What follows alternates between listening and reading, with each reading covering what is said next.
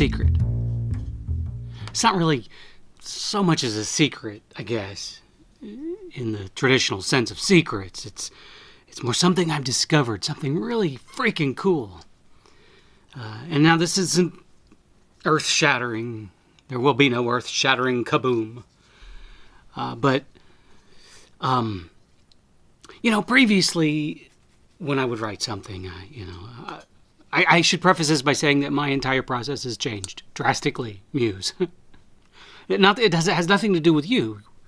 Everything, our little relationship is never going to change because what we got going on is pretty good. But the truth of the matter is that something else changed drastically recently, and the fruits of that change are now starting to pay off. Let me explain. So normally when I would write a book, I would finish up the first draft, which is really kind of a third draft anyway, because of the way I write. And I would send it off to beta readers, and as soon as if they suggested any changes, I would work them in and I'd send it right off to my editor. Well, that's not happening anymore. While the beta readers are reading it, this is key, I am going back and doing another read. Now, in the case of this particular book that I'm working on, To Kill a Reaper, which is the second book in the Reaper series, I just finished writing it. I just finished writing it like 3 days ago. And the next day I started going back and rereading it for so I can, as a sort of proof of the first draft, so I can hand it off to my editor in as good a shape as I can get it. And while I'm doing that, the beta readers are doing their thing, and there were just a couple minor little things that beta readers pointed out, and I was able to work them in right away while I'm reading it. But the cool thing about reading it right after, just turning right back around and reading it again, is this. You know what happens in the end. You know exactly what happens in the end because you just wrote the end. So as you're rereading the beginning of the book, you might have to make adjustments to the beginning and the middle of the book according to how the end of the book plays out. And when you make these adjustments, they fit in perfectly with the end. Whereas when you first write the book, you didn't exactly know, if you write like I do without a net, pantsing, if you don't know what's going to happen in the end as you're writing the beginning. So sometimes the end and the beginning don't exactly mesh. If you turn right back around, as soon as you get done with it and reread it again, you know exactly what's going to happen and how it happens and all the minutiae and the nuances of the end. So you can adjust accordingly to the beginning. It's a great way to make the whole thing, you get this great coherency throughout the manuscript this way. And you, when you hand it off to your editor's not going to say, hey, there's a consistency issue, or something happened in the beginning and that contradicted the end, blah, blah, blah, all that, because you have already fixed it. And on top of which, the fixes are really easy because it's all fresh. The beginning and the end are all fresh in your mind. This is a win-win scenario. Yes, it adds a little extra time, but it's worth it. This is your art, this is your craft, and it is worth giving as much extra time as necessary. Plus, you have the added bonus after you've reread it again and done your own first edit, the benefit of handing it over to your editor in great shape. So there'll be less work on your editor's part. So she or he will be able to turn it around faster. And it'll get back to you and you do your editing thing. And then once you do the editing thing, you can send it off to your proofers, and then your proofers send it back, and then you give it one final proof, and it has been seen by a lot of different eyes. And you have seen it plenty of times. And in fact, you are one of the last pairs of eyes to see it, which I think has become critical in this process. At least for me it has.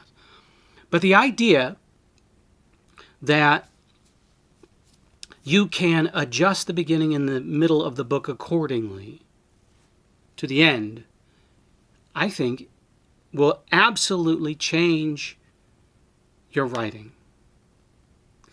And it's done wonders for me. Now, yes, of course, Muse, it doesn't do anything for us because you're the idea guy or girl. You're the idea gal. Let's call you a gal for now. I think I've called you a guy enough because I don't know. I think that in my mind, you still appear as this Tilda Swinton-esque kind of gender-neutral thing, which is awesome. I think is great. Not that Tilda Swinton is gender-neutral, but you know what I mean, Muse. And I hope that you're not offended by that, Muse. Because, if I say you're a female, it might be sexist. If I say you're a male, it might be sexist. Blah, blah, blah, blah, blah, blah, blah, blah, blah. But that's not what we're talking about. We're not talking about the gender of my Muse. Seriously. Any author out there should be doing something akin to this. And I am not saying that this is the perfect process and style. I'm saying that you should be rereading your work.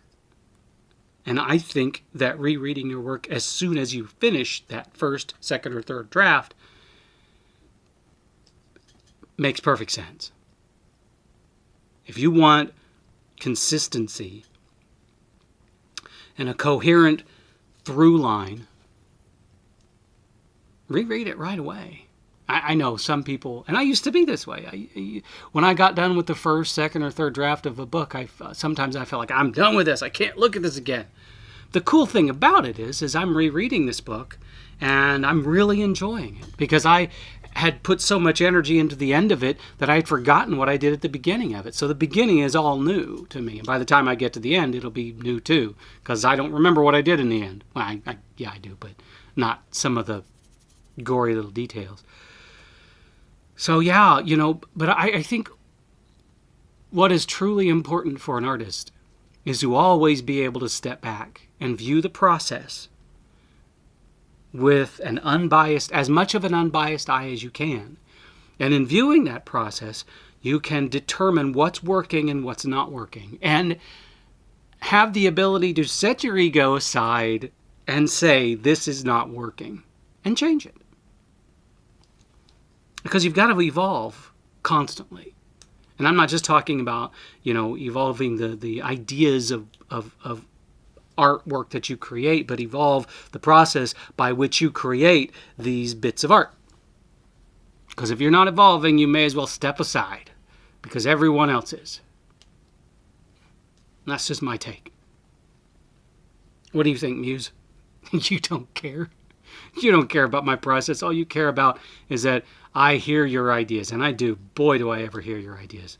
And in fact, what's interesting is that because of my change in process, the publication is going to slow down a bit, which means your ideas are going to last for a while. I've probably got enough ideas from you right now, Muse, to last me for the rest of my life. That does not mean I want you to stop giving them to me. I need you to keep giving them to me because your ideas are often so great that a new one supplants an old one. So just keep bringing them, and I'll keep writing them. And I'll keep evolving my process so that the ideas you give me, I can realize them as best as I can. And hopefully better than the best than I can. Bestest, mostest, bestest. I don't know what I'm talking. Now I'm rambling, Muse. You have stolen my ability to communicate, Muse. I need it back. Maybe I need a bagel. Why do I always go to that? Why do I always go to the bagel? Because I love bagels.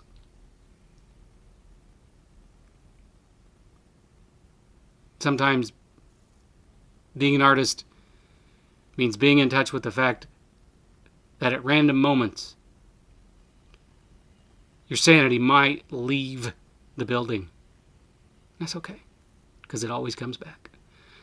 Thank you, Muse, for all you do to me, and for me, and by me.